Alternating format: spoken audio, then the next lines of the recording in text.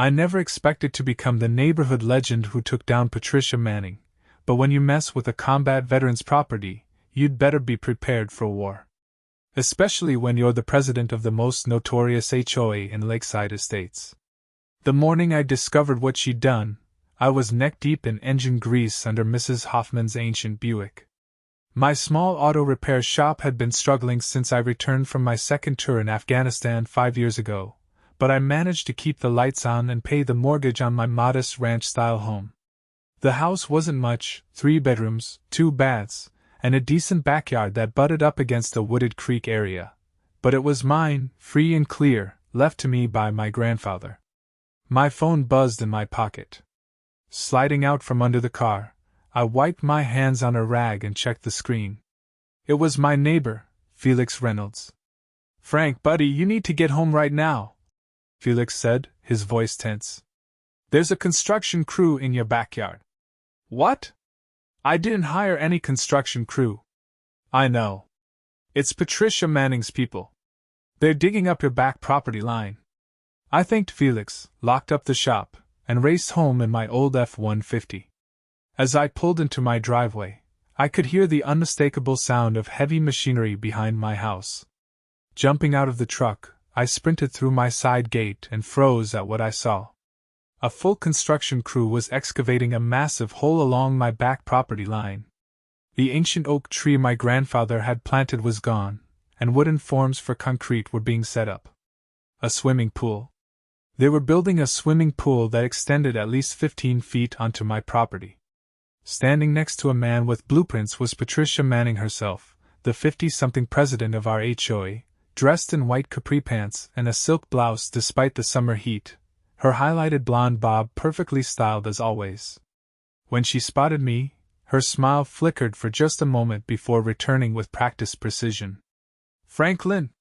So good to see you. I was going to stop by later to discuss the plans with you." "What plans?" I demanded, pointing at the excavation. "This is my property. You can't build here." Patricia laughed lightly, as if I had made a silly joke at a cocktail party. "Oh, don't be difficult. The community pool will benefit everyone, including you. The HOA board approved it unanimously. I don't care if God himself approved it. This is my land, not HOA property." Her smile tightened. "Actually, Franklin, this strip has always been community property. It's in the original subdivision plans." I pulled out my phone. "I'm calling the police." Patricia's eyes narrowed, but her smile remained fixed. "Before you embarrass yourself, check your property survey. This land belongs to the HOA. Always has." Something in her confident tone gave me pause. What if she was right? Had I misunderstood my property boundaries all these years? I reluctantly told the construction crew to continue while I checked my documents, which earned me a smug smile from Patricia. "Wise decision," she purred. "I'll have Brenda from the HOA office drop off the community pool membership forms later. There's a special assessment, of course, but it's quite reasonable for such a luxury amenity." I spent the next hour digging through my filing cabinet until I found what I needed, my property survey from when I'd inherited the house. The document clearly showed that the land where Patricia was building extended a full 20 feet into my property. I was right. When I returned to confront her, Patricia was gone, but the construction continued. I approached the foreman, a burly man named Dave. "You're building on my property," I said, showing him the survey. "This has to stop." Dave examined the paper, then frowned. "Look, buddy, I'm just following the plans I was given. You need to take this up with the client. We have permits and everything." "Permits for what address?" He checked his clipboard. "For 47 Lakeside Drive." My house was 49 Lakeside Drive. Patricia's massive colonial was 45 Lakeside Drive. The permits were for an address that didn't exist. I called the police, who arrived an hour later. Officer Benson took statements and examined my survey but told me it was ultimately a civil matter. "Best I can do is ask them to stop work until this is resolved, but I can't force them," he explained. "You'll need to get a lawyer." That night, I could hardly sleep. Patricia Manning had been the bane of my existence since I moved in. She'd fined me for having my truck in the driveway. Commercial vehicles must be garaged. Cited me for my grass being half an inch too tall while I was deployed, and once tried to ban the American flag I proudly displayed. Flagpoles require architectural committee approval. But this was different. This was theft of property. The next morning, I called in a favor from my old army buddy, Bennett Jong, who had become a real estate attorney after his service. "This is straightforward illegal, Frank," Bennett said after reviewing my documents. "But fighting an HOA can be expensive and time-consuming. They have deep pockets and lawyers on retainer. So what do I do? Let me make some calls. In the meantime, document everything. Take photos, record conversations if legal in your state, and don't sign anything Patricia or the HOA gives you." That afternoon, Patricia herself arrived at my door with a folder of documents. Her Mercedes gleamed in my driveway, making my truck look even more worn down by comparison.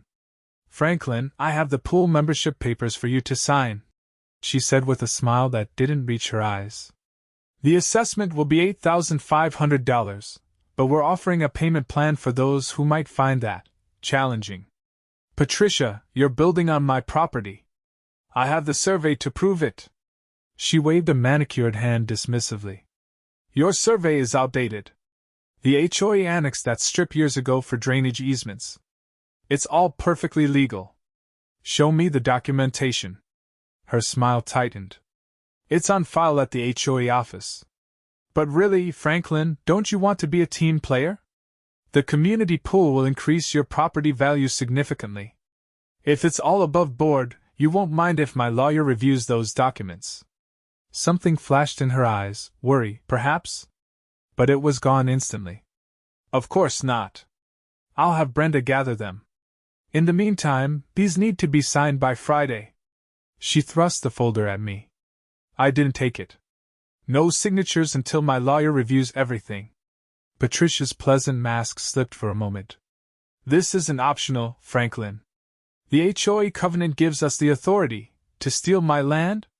"I don't think so." She stiffened. "We'll see about that. The pool is going in whether you cooperate or not. The board has already allocated the funds." After she left, I called Bennett again. "She claims the HOA annexed my land years ago. Is that even possible?" "Not without your knowledge and consent, and certainly not without compensation. Something's fishy here." The next day, I took off work to go to the county records office. What I found shocked me. There was indeed a document purporting to transfer that strip of my land to the HOA, supposedly signed by me 3 years ago. The problem? I was deployed in Afghanistan on the date it was notarized. I forwarded everything to Bennett, who called me immediately. "This is forgery and fraud," he said, his voice tense with excitement.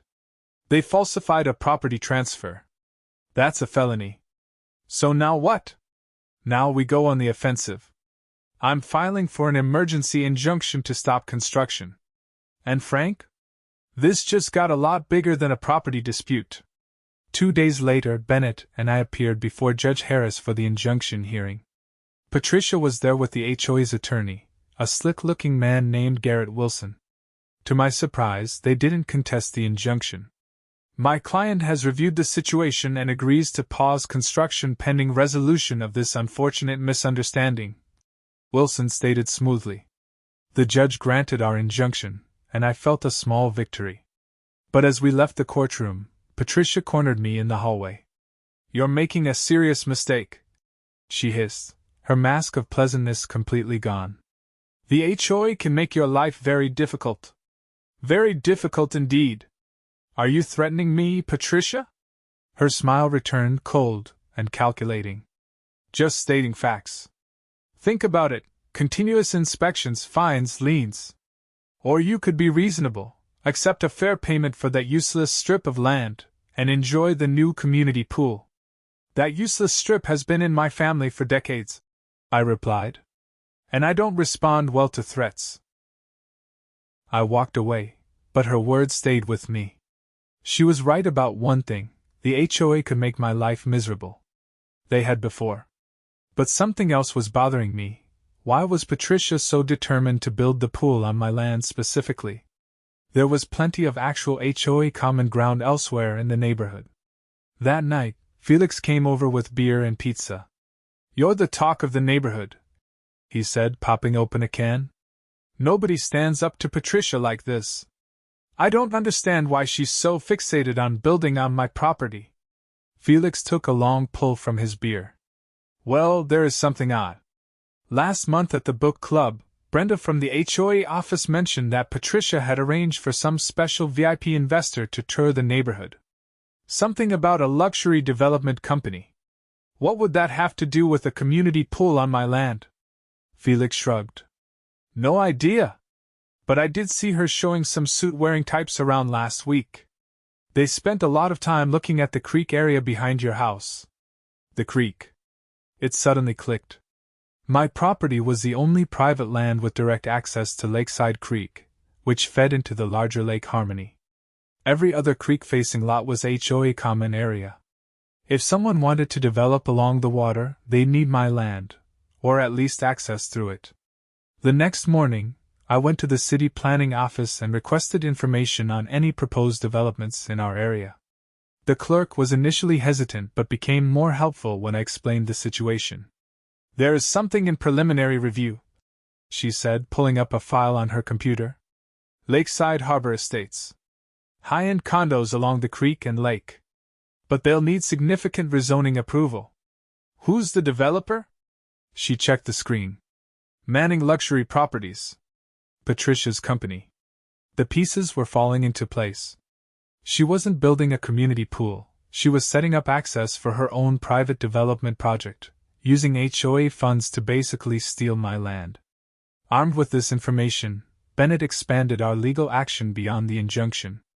We filed a civil suit against Patricia personally and the HOA, alleging fraud, forgery, misappropriation of HOA funds, and trespassing. The response was swift. Within days, I received notice of 7 different HOA violations, each carrying a $100 daily fine. My mailbox was non-compliant. My grass was too long. My trash cans were visible from the street. The American flag was displayed without approval. My house trim needed painting. My driveway had oil stains. My garden hose wasn't properly stored. But Patricia had overplayed her hand. Her blatant retaliation gave Bennett ammunition to add harassment claims to our lawsuit. Meanwhile, I wasn't just sitting back waiting for the legal process. I started talking to my neighbors, showing them the forged document, and explaining Patricia's real development plans. Many had complaints about her leadership but had been too intimidated to speak up. Now they began to rally around me. One evening, as I was documenting the half-dug pool that sat abandoned on my property, I noticed movement next door at Patricia's house. A man in a business suit was leaving, and they appeared to be arguing on her porch. I couldn't hear the words, but her body language was agitated. After he left, she stormed back inside, slamming the door. The next day, I received an unexpected visitor, Brenda Zeeler, the HOA office manager. She looked nervous as she stood on my porch. "Frank, I need to talk to you, but not here," she said quietly, glancing around. "Can you meet me at the coffee shop in an hour?"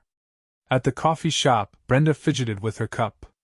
"I've worked for the HOA for 8 years, and I've looked the other way on a lot of things Patricia has done. But this is too much. She's going to take down the whole association." "What do you mean?" "The pool, it's not HOA funded." "Well, some of it is, but most of the money came from her company. She's been commingling funds for years. Using HOA money for her private business, charging her business expenses to the HOA. And the forged property transfer?" Brenda looked down. "She had me notarize it.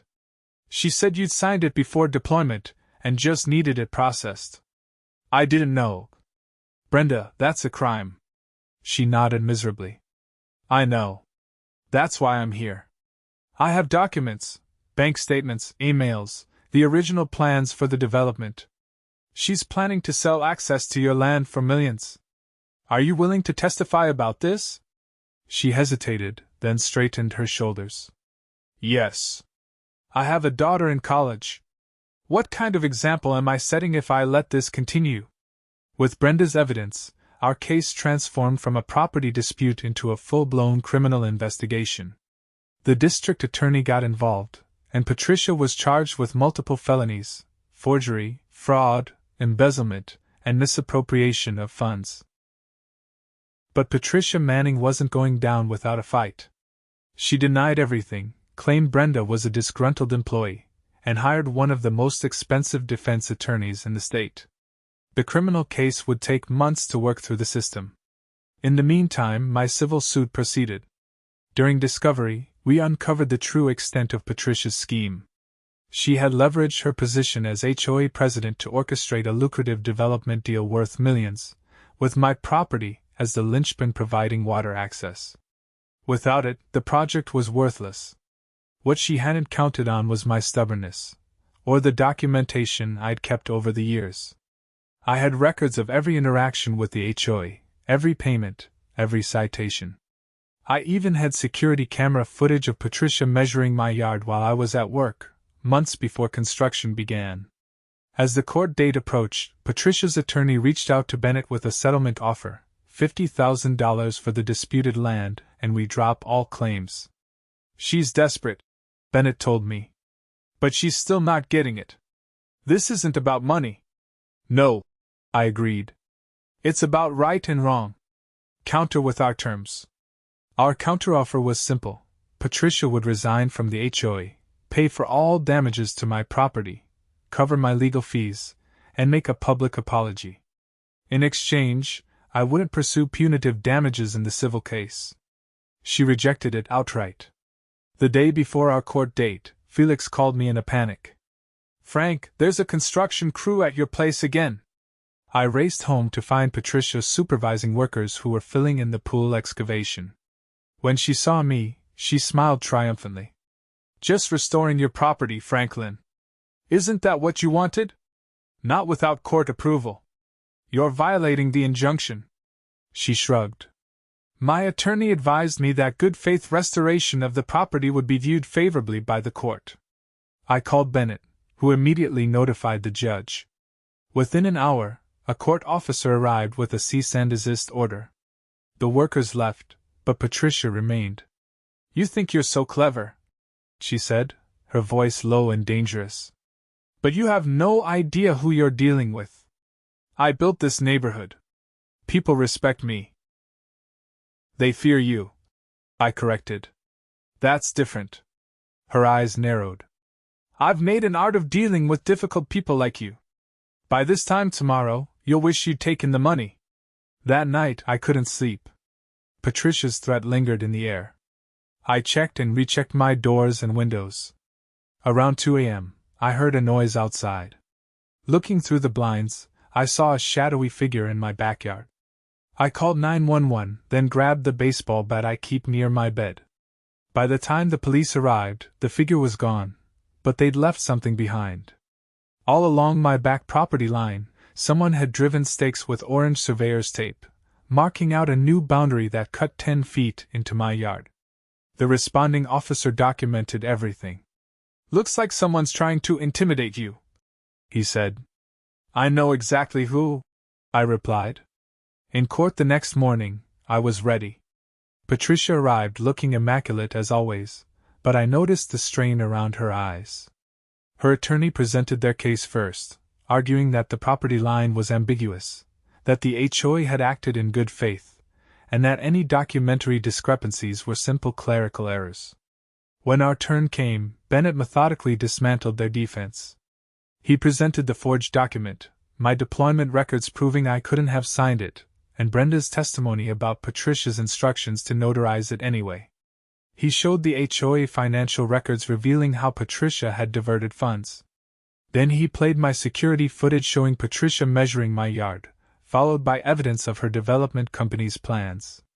"Finally, Your Honor," Bennett said, "we have evidence of ongoing harassment and intimidation, including an incident just last night where someone trespassed on my client's property to place false boundary markers.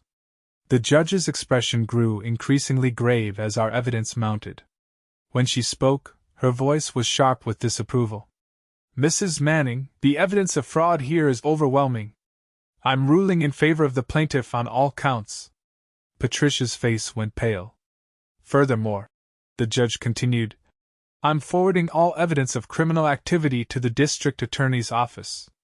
The plaintiff is entitled to actual damages, punitive damages, and legal fees.